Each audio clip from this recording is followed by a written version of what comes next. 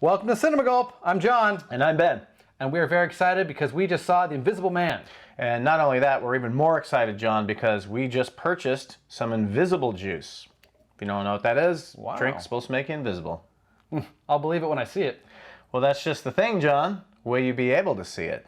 Let's find out. Bottoms up. Bottoms up.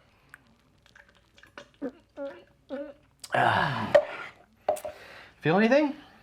Not yet. My balls? My Your balls? balls?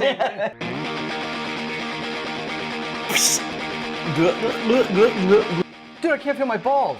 Dude, I can't see him either. Dude, you're invisible now. Holy shit, this stuff worked.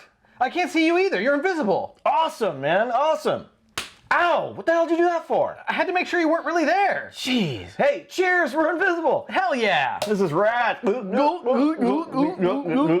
that we're invisible, let's review The Invisible Man. Excellent. Okay. John, I love this movie. Well, I love 2/3 of this movie. I like the final act.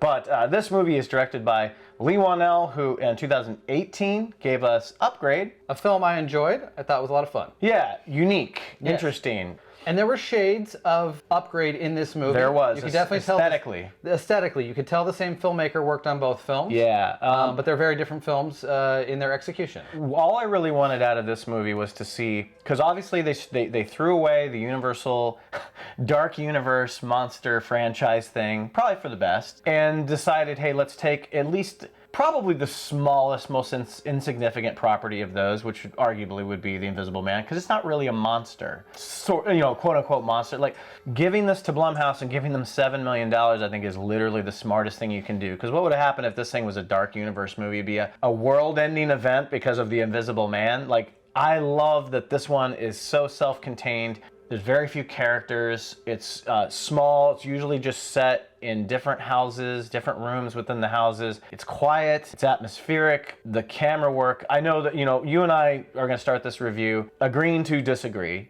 because we have different thoughts on the movie and it made us feel differently. It did scare me. I felt there was a lot of terrifying moments in the first 2/3 of it. It had a lot to do with the camera work, had a lot to do with the sound design, and just the thought of someone staring at you from across the room that's not there. In this one, I kind of examined it in the same way I did It Follows, where I was like, what was it that made me have nightmares from It Follows? What was it about that movie that made it so I couldn't sleep for a couple days? I don't like it as much as It Follows. I think that one's kind of a modern classic, but I feel like what got me scared in The Invisible Man was a lot of the same kind of techniques that It Follows used, and it's all that stuff of your imagination creating the terror. I think you're with a lot of the other people out there, a lot of the rest of the audience that was entertained and thrilled by this movie. For me, all those thrills did not materialize. The Invisible Man stayed invisible to me through this whole movie. I was really just waiting for it to take off for me, and it never did. I found this movie to be pretty dull. I did not buy into the premise or the concept, especially once it all plays out by the end. There's elements of the story that are not far-fetched. It's not that I can't believe them in the world that's presented, but I don't think they gave us enough to make it all make sense for me. Typically, the movies I like the best are visceral, that actually get you on the edge of your seat. And that's what I'm hearing a lot of people say about this movie, including you and other people we went to the theater to see. You were on the edge of your seat for this film. And literally. I wasn't, and I wanted to be. I mean, I think I said going into this one, I'm really excited. I hope we come out raving about this. I did not expect to dislike it as much as I did. I don't want this to feel like, oh, I need some special effects in the movie to enjoy it, but I really think there needed to be more moments where you see invisible things, invisible effects. They really do a good job in Hollow Man, a movie that is not that good when it comes to its script and its perverted side, and there's a lot of issues with that movie, but when it comes to presenting an invisible man on screen, it is amazing. It purposely makes sure that you see him when he's not there, whether it's with smoke or things that get thrown on him like blood, and all those moments really stand out to make a good Invisible Man movie. This one had only maybe one scene that kind of plays into that. I think it wanted to strip down that stuff, like the effects. I needed more of that, and that's where I felt the movie was lacking. I was not afraid of just a person being across the room. And I think in a reality sense, once you know that that's all it is, that it's not a ghost or a demon or some something that is out of this world, I would just run across the room and tackle it. Kind of the first big set piece where An invisible man is involved. Yeah, where Invisible Man is involved. It's like from that point on, she's clued in because the movie's more about like people thinking she's crazy. Because that was the premise. The movie plays off on like it plays off of someone actually figures it out and knows what's happening. Now, how do you tell someone that without looking completely fucking nuts? He does kind of get the jump on her a couple different times, and then there's obviously a very horrific scene where she does kind of finally get the information out to somebody. That's the best scene in the movie. We don't want to give anything away. No, it's a crazy scene, dude. Yeah, we don't want to give anything away in that scene, but it has something to do with a big old knife. That it does. And that was definitely one of my favorite scenes. I was even telling Josh, I loved how they disarm you in that scene, that you really, I never got on board with the tension, but I could tell that the movie was playing for tension, that it had a lot of these long, slow, drawn out scenes of quiet, you know, you're not sure if someone's in the room or not. And so the movie did what it needed to. It didn't work for me.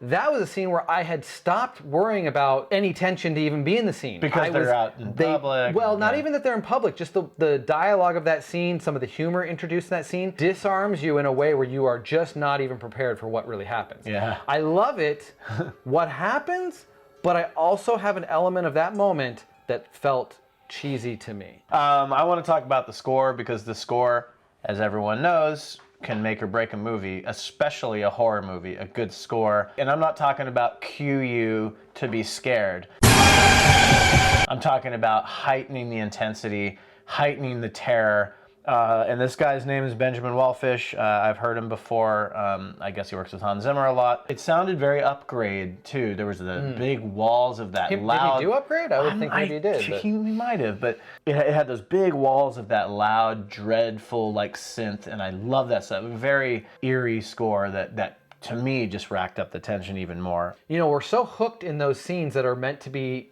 intense or have you on the edge of your seat and slowly move around a space and give you some negative space in the image, in the frame, and you're supposed to wonder what's there. And that's where the score really was effective. But for some reason, those scenes just fell so flat to me. There's a twist that makes some of it make sense, of why he can accomplish a lot of things. Yeah, it fills in some plot holes. Fills in some plot holes, but creates more plot holes, because then certain relationships in the movie seem very confusing. They do put a lot into Elizabeth Moss's character. She does a good job. She plays crazy well. She's very convincing. She's very good in this movie. Yeah, she's very good in the movie. I don't know. I feel like she could have done things to help make her case better. It is a surreal thing that you can't believe that your mind is even like, wow, this is real. Holy shit. And I feel like the way he is presented in this movie, he is a phantom. He doesn't make noise. He can move throughout the room without alerting anybody. He's still just a human being, a physical being in this earth. You just don't see him. He still takes up space, and they just don't play into that well in this movie, I feel. I feel it does not play into Watch the last 30 minutes of Hollow Man, dude. He becomes like a fucking superhuman strength. Yeah, I just now noticed that Kevin Bacon loves just dangling around his nuts in movies, man. He's just naked all the time. He loves to dangle his meat. Apparently, you have to be naked. Ben, you're dangling your meat Oh my God, we gotta keep drinking. It must have wore off. All right, bottoms up. Let's do this. Any second now. So hey, I'm gonna go ahead and give the Gulp Score. I'll go first. No. I want to go first. No, I think I'll go first since I liked it and you didn't. Age before beauty. I'm going first. I just wasn't impressed with this movie. I went in excited, hoping for the best. It does seem like you're kind of bummed. Yeah, I was definitely bummed. It does have a couple moments that worked for me. I think there was a lot of things in this movie that played out in an obvious fashion that I was hoping would be more clever. I gotta go pretty low on this. I'm gonna give this a 4.25. My favorite thing about horror films that are directed well, being creative and finding filmmakers, and that's what I love. Blumhouse is hit or miss. I mean, God, a week before this one, they had like their biggest piece of shit ever supposedly come out. But when they take a chance on someone and it hits, which this one did for me, I feel it pays off. I thought he was a good choice to direct this. It's sleek, but it's gritty, and you can feel the budget restraints and where you have to work harder to make something more interesting.